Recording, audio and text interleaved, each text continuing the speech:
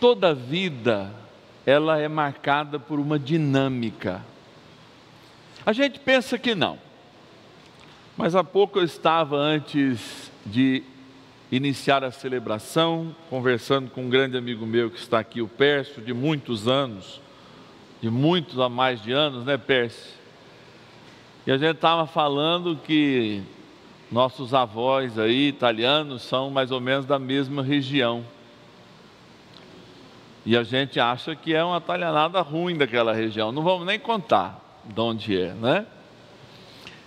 E é claro que a gente acha marcas dessa, entre aspas, ruindade em nós, porque a gente é fruto também do meio.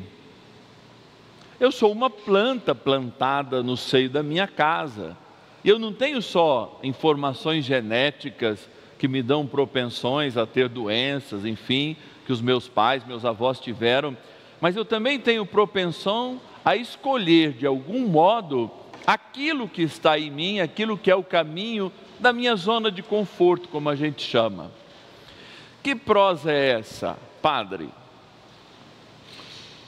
Uma árvore, por exemplo, sofre um efeito de um ácido, né, que é um aminoácido dela que chama AIA, e ela faz o fototropismo, ou seja, ela vai procurando o sol. Ela nasce retinha, mas se você deixar o sol só de um lado nela, tiver uma sombra, ela vai em busca do sol. E muitos de nós deveríamos ser assim educados, em casa, nas nossas formações iniciais, a nossa iniciação à vida cristã, a de fato, em todos os momentos da vida, buscarmos o sol que é Jesus Cristo, buscarmos a sua face, buscarmos o seu amor. Essa deveria ser a dinâmica, mas o que fez o diabo? Plantou em nós coisas que nos enganam, luz que não são verdadeiras, e hábitos, inclusive, dentro das nossas famílias, que nos afastam mais de Deus do que nos conduzem a Ele. E por isso o Evangelho se faz tão necessário.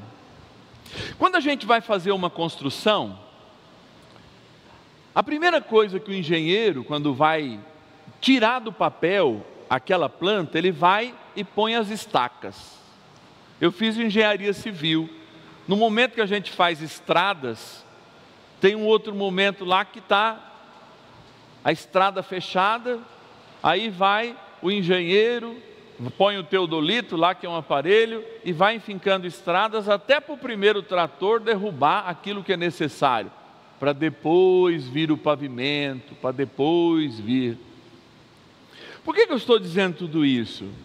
O Evangelho é muito prático.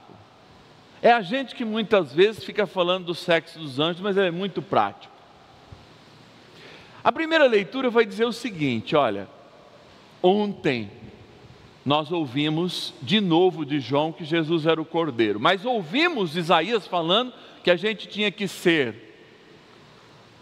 servidores e ao mesmo tempo ser luz. E aí quando a gente olha, como é que o Cordeiro é servidor e ao mesmo tempo é luz? Jesus é o sacerdote, mas ao mesmo tempo é o Cordeiro. Ele não é só o Cordeiro, ele também é o sacerdote. Ou seja, na vida da gente, a gente tem que servir, mas fazer com que o nosso serviço gere luz, como uma vela. Eu gosto sempre desse exemplo da vela. A terceira metáfora desta homilia. Olha para a vela, e a vela se consome toda em volta do pavio. Ela se serve toda para gerar luz. E assim, de uma maneira um pouco mais clara, o Evangelho e a primeira leitura de ontem dizia, olha, a gente tem que servir como uma vela, deixar-se consumir pela luz, e essa luz é Jesus. E hoje nós assumimos uma dimensão, ao olhar o sacerdócio de Jesus, que fala na carta aos Hebreus, que ele é um sacerdote distinto de todos os outros, e único e verdadeiro. Porque se os outros faziam a sua oferta por si e pelos outros, Jesus só faz essa oferta pelos outros.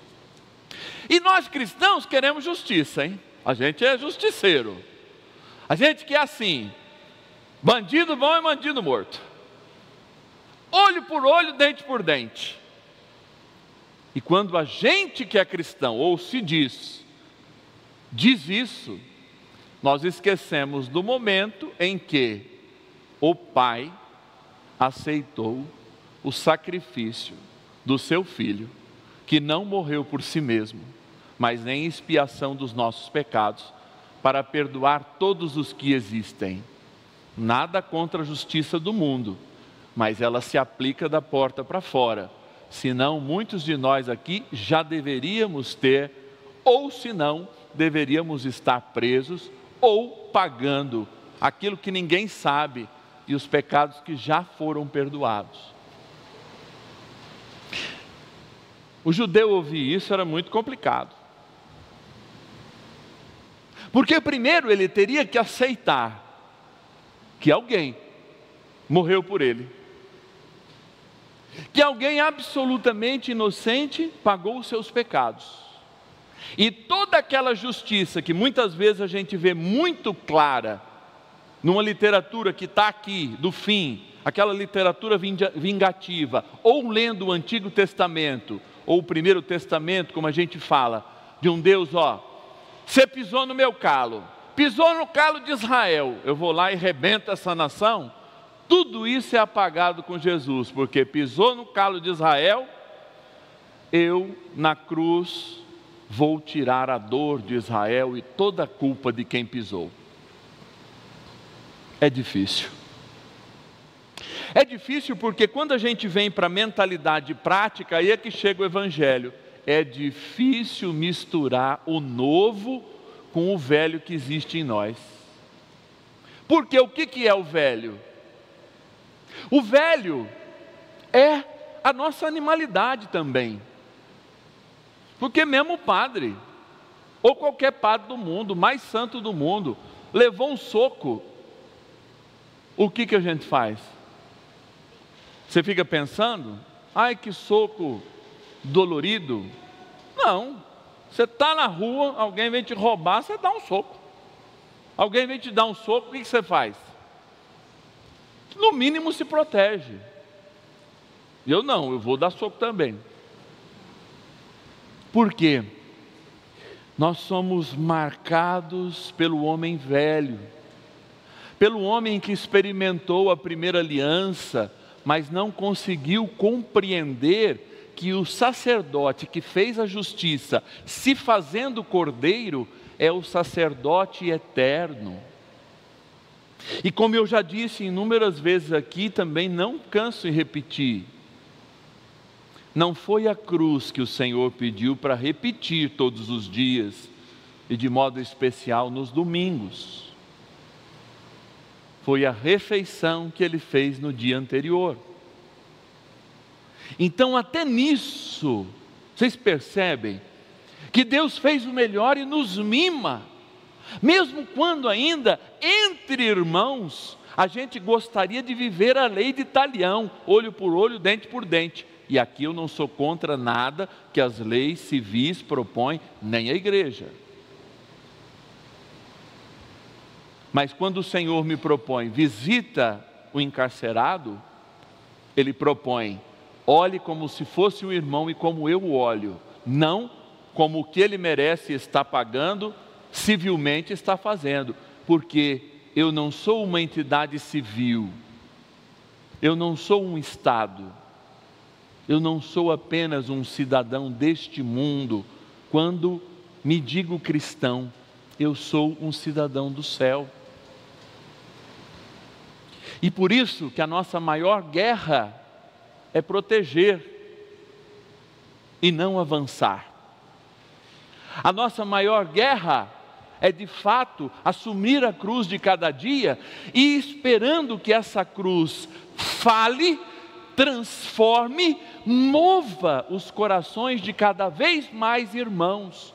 Como diz Francisco de Assis, ao enviar os frades, façam muito, se necessário, para evangelizar, digam alguma coisa, se necessário.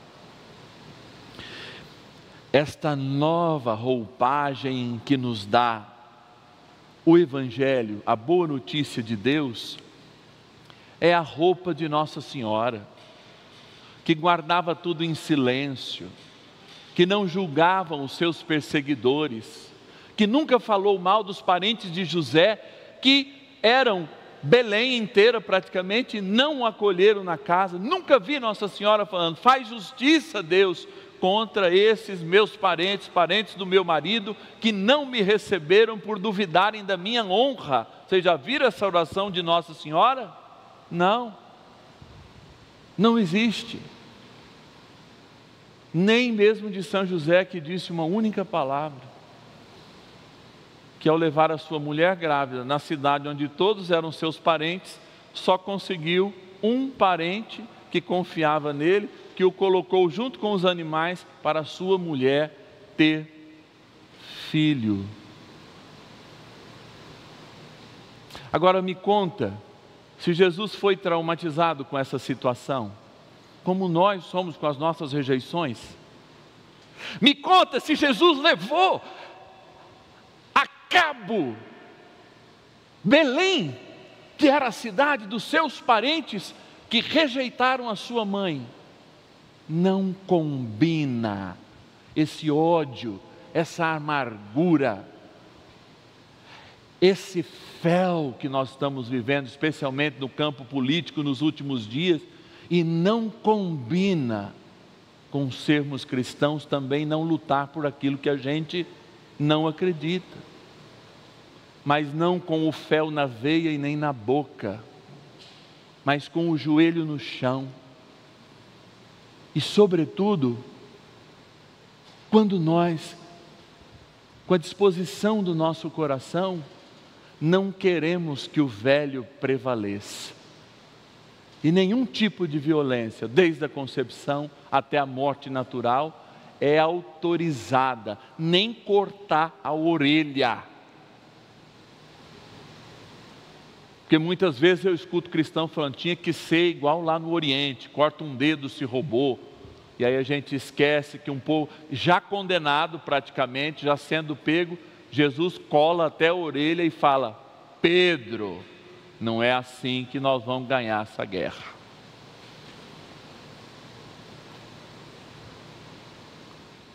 Mineiro, pega a cruz aqui para mim, mineiro. É assim que nós ganhamos a guerra. É assim que nós ganhamos a guerra. Esse é o grande sinal. É na cruz que nós ganhamos a guerra. E todas as batalhas. Porque na cruz nós somos mais, mas muito mais que vencedores. A cruz não é nada remendado do passado. É o Cordeiro novo imolado, que é o próprio Deus, que ao abençoar este altar com a sua presença de novo, faz de nós seus. Então, se você quer ser mais do novo, se você quer essas coisas novas que vêm de Deus, mira a cruz, porque a cruz é o único sinal visível de que depois de 3 dias, a vitória, a maior delas, sobre a morte, foi vencida. O resto, nenhum outro sinal existe. Mas a cruz é o sinal. Então, onde há cruz, e onde o caminho do cristão é moldar-se, é buscar a luz, onde o caminho da nossa afetividade, das nossas heranças, das nossas escolhas, inclusive familiares, é pautada por um signo, um sinal que é a cruz, a vitória, se não acontece na Sexta Santa, acontece no domingo pascal. As pedras rolam e a luz de Deus brilha, brilha e brilha para a eternidade e nos ilumina neste caminho. Então, que nós sejamos luz, que conhecendo cada um de nós sempre melhor, a gente possa mergulhar dentro de si mesmo para tendo o caminho da cruz, também descobrir o caminho da ressurreição. Louvado seja nosso Senhor Jesus Cristo. Sempre seja louvado. Este programa tem o apoio dos nossos benfeitores. Seja você também um benfeitor, evangelizando conosco. Ligue 0 Operadora 11 4200 8080.